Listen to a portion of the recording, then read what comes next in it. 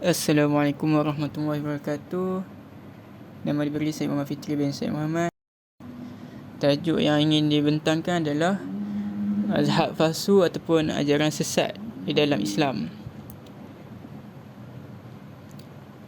Ajaran sesat adalah merupakan ajaran baru yang didukungi oleh orang Islam ataupun bukan Islam yang bertentangan dengan Al-Quran dan As-Sunnah, ijma' dan qiyas serta bercanggah dengan pegangan atau fatwa-fatwa aswaja dari sudut akidah, syariat dan akhlak.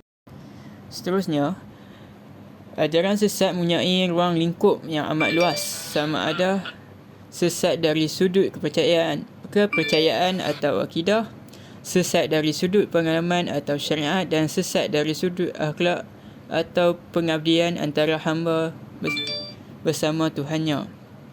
Antara fahaman yang sesat dari sudut kepercayaan atau akidah adalah fahaman-fahaman yang klasik dalam pemikiran Islam yang menyalahi pegangan ahli sunnah wal jamaah seperti Syiah, Murji'ah, Khawarij, Qadariyah, Jabariyah dan Mu'tazilah.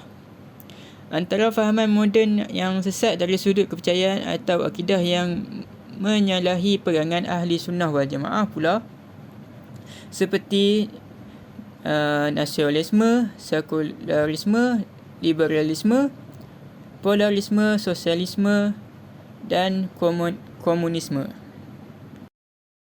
Okey, seterusnya ciri-ciri ajaran sesat ataupun cara ciri-ciri yang kita dapat lihat untuk mengetahui ajaran itu sesat atau tidak. Okey, yang pertama, ciri sesat ni terbahagi pada 3, iaitu akidah, syariah dan akhlak. Pertama, akidah. Akidah ni dia mendakwa dia mendakwa diri dia sebagai Tuhan, atau selain itu dia mendakwa Allah Subhanahu Wa Taala bersifat selain daripada apa-apa sifat yang selayaknya. Selain itu,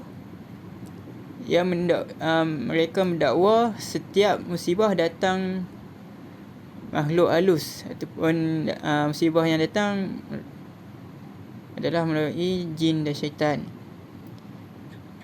Seterusnya, dia mendakwa contoh dia mimpi menerima wahyu. Okey, yang kedua iaitu syariah. Melalui syariah seperti sesuatu ajaran itu menghalalkan sesuatu yang diharamkan, yang haram dihalalkan, yang halal diharamkan. Seterusnya, mendakwa harus melakukan perkara haram asalkan bertujuan mulia.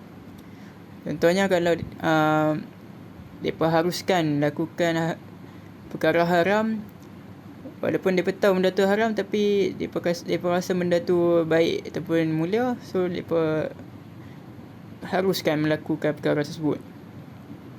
Selain itu, mendakwa solat atau apa-apa amalan yang disyariatkan memadai dengan niat.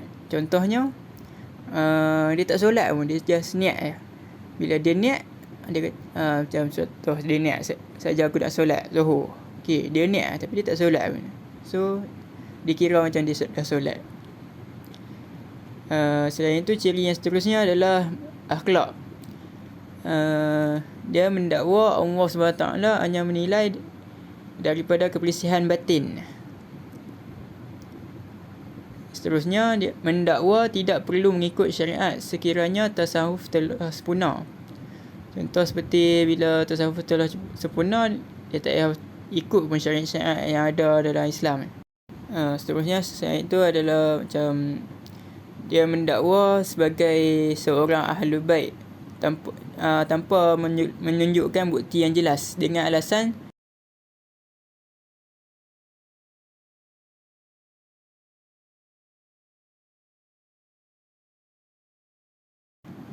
dan seterusnya. Ataupun yang kita boleh bagi ciri-ciri fizikal ataupun ibadah mereka. Contoh,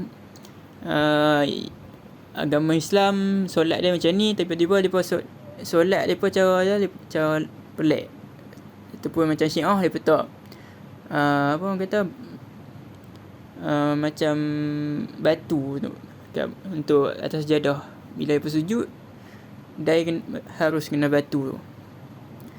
Lepas tu contohnya mereka membuat amalan-amalan yang tidak dilakukan oleh Nabi Muhammad SAW, seperti mereka buat cara solat mereka sendiri, ataupun mereka bagi wanita menjadi imam dalam solat. Seterusnya, langkah ataupun cara untuk menangani ajaran sesat. Yang pertama adalah dengan sebar, iaitu kita menyebarkan Islam secara menyeluruh kepada masyarakat melalui media sosial, ceramah, forum ataupun seminar. Selain itu, kita harus melaporkan kepada pihak berkuasa agama jika mengetahui tentang aktiviti atau orang yang mengamalkan ajaran sesat. Seterusnya, membantu penguatkuasa agama dalam melaksanakan pemulihan akhlak, seperti menyediakan pusat pemulihan akhlak di negeri masing-masing. Seterusnya adalah mengambil tindakan undang-undang, iaitu kuatkuasakan undang-undang yang tegas melalui kerjasama semua pihak dalam membendung kegiatan ajaran sesat.